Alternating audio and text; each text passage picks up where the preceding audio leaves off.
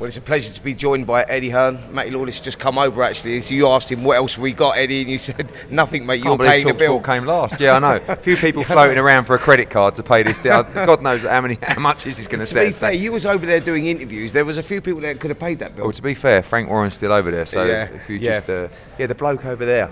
Yeah, you just send it to him. Yeah. Listen, Ed, who would have thought it? You know, I mean, the rivalry through the families going back so many decades.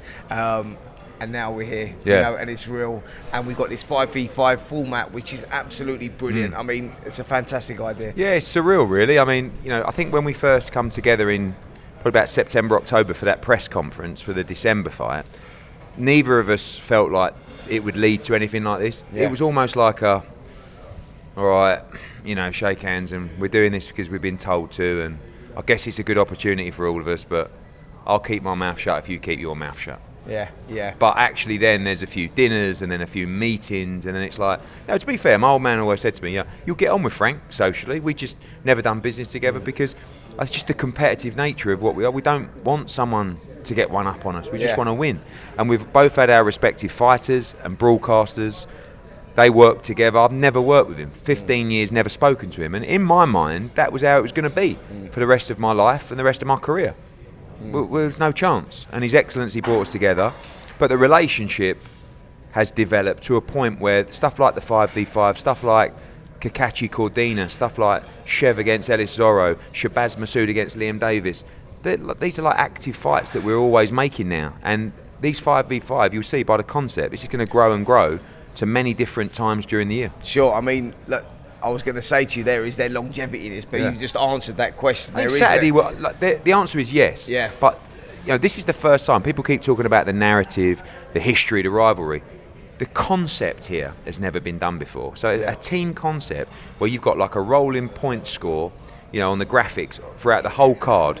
2 points here. The captain wins. 4 points for knockout. Matchroom 6, Queensberry 4. 2 fights to go. You know, like it's just such a compelling format. Yeah. And then you've obviously got the history, the narrative of me and Frank seeing us both lose our mind at ringside as well. But the reality is, Spence, as you know, the fights are brilliant.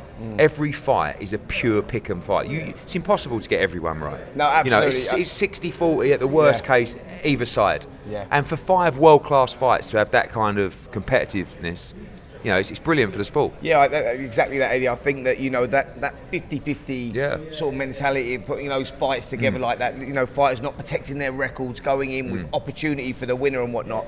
And the whole concept of this 5v5 thing, the team spirit, has actually egged all the fighters on. You see them now. As we're getting closer and reality's kicking in, I know the fighters and I know the way they tick, and I'm looking at them all now. And you look at Deontay Wilder is a classic example. You get there, and I writ him off last time. After that poor performance against Joseph Parker, I go, the fighter's left him. I know when a fighter's left someone. I watched him at the open workout last night. That doubt has crept back in again. I'm trying to get in there and pump him up, pump his mind up. You know, you see, I do an interview and I'm telling everyone why this guy is a dangerous man, why this guy is the biggest heavyweight puncher on the planet, and you can just see his confidence just being inflated because he's never had someone around him before doing that, saying that. And like, what I also like about this card, you've got other guys that have never been treated like this, never had purses like this, never, you know, Ammo, Ray, Craig. They're like, and I'm saying to him, you like this? You like all this? Oh, this is where I've wanted to be my whole life. Just win then. Absolutely. All you've got to do is win on Saturday and you'll be back. So everyone's fighting for so many different things on Saturday. Yeah, I totally agree with that. It's prize fighting, and ultimately that's what the guys want to run, and this is where the opportunity is happening. You know, I mentioned Deontay Wilder there. If he comes through against Yale Zhang and looks good in doing that, we've got Anthony Joshua who's coming out. I'm not sure if he's even landed. I think he's coming out. He's got an eye on what's going on out here. He's looking for an opponent on September the 20th. We've got Filip Hrgović, Daniel Dubois. Winner has been rumoured to be fighting Anthony Joshua there.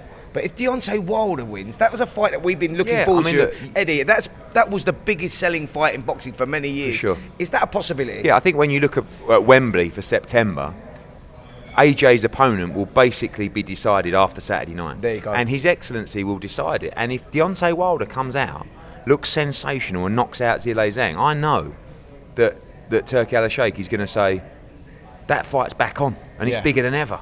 Let's get it made. But if the IBF world title comes on the line against the winner of Hrgović against Dubois, That's also a fight we'd love. You know, honestly, there isn't. AJ's just going to go, just let me know who I'm fighting. This heavyweight Super League, like I like to call it, Eddie, with all the best heavyweights in the world, and they all seem to be fighting each other, which is brilliant for the sports fans, the boxing fans. Forget where it's at. You know, we're seeing it in London now. We've got some going over in America as well, and all that sort of stuff. So it is not just Saudi-based. But what I'm saying is, we're getting those fights, and the longevity of that is going to continue, isn't it? Yeah, and it's the flagship, the glamour division of boxing. Yeah. So when you get the big fights being made in the heavyweight division, boxing's on fire. And I've got to say as well, seeing all these big fights come together, and I know a lot of them are happening in Saudi Arabia, the positive ramifications we're seeing through boxing, every fight we're going on sale with, the tickets are flying. The interest in boxing now, the TV numbers, your numbers, it's getting bigger and bigger and bigger. And that's because we're seeing the best fights in boxing. And it's a great time. I mean, Eddie, give us the pick of the night for you. I mean, you got five. I mean, Dimitri Bivol against Zinad. I'll go. That's probably the easiest one for me to pick. Zinad's unbeaten, but never really boxed at that level. Yeah, I mean, I wish that was a Matchroom Queensberry fight as well. We could rack up an early point, but there you go. But that would be a decent fight as well. But everyone keeps asking me, what's your favourite fight? Who's your biggest banker? What's the most dangerous fight? Like, you know, when you, I think Craig Richards against Willie Hutchinson is such a good fight. Like Nick Ball versus Ray Ford, Ammo against Shiraz. I know Shiraz is highly rated. He's the favourite, but Ammo's a brilliant young fighter from America. You know, very explosive, punches very hard. The two heavyweight fights, Dubois, Hrgovic and Zhang against Wilder, two pick-em fights, 4 massive punchers. Those two fights for me won't go the distance. And just, you know, I do feel like the points will come down to the final fight of the night, which will be Wilder Zhang. And we may need him to have the knockout for the double points to win the whole thing. Listen, anything could happen. We've got a press conference tomorrow. Reality kicks in, tensions rise. What are you expecting from there? I think the presser tonight will be interesting. You know, I think especially Craig, Willie, obviously Ammo against, you know, Hamza. Even Hrgovic and Dubois have been going backwards and forwards on the pre-media stuff. So, yeah, that we want that, by the way. I want, when we do the presser, hey, feeling guys, massive fight for you. I don't want, it's been a great camp, really excited, nothing else to say. Yeah. It's like, yeah. No, mate. I don't think we're going to get that though. No, I don't. Big characters there. Yeah, that's what. And I think the stage as well. People know. And when they come head to head, we don't want any headbutts flying in. But I want you to look in his eye and tell him what's going to happen on Saturday night. How good is it? talkSPORT's back out, eh? Oh no, there you go. Was you expecting it? No, I mean, look, you know, I think what His Excellency's continuously shown is he wants to bring everybody together and he wants to build bridges, you know. And sometimes you just got to swallow a little bit of pride and do as you're told. Yeah. That's what I did. Yeah. And look what it's done for us, you know. Absolutely. And glad to see you boys here. Listen, I think that interview with Simon and Jim yesterday with His Excellency went really, really well. Pleased for that. I really am. Listen, well, it means more trips for you as well. Absolutely, mate. So everyone's a winner. I know. And, you know, I'll put the white top on, but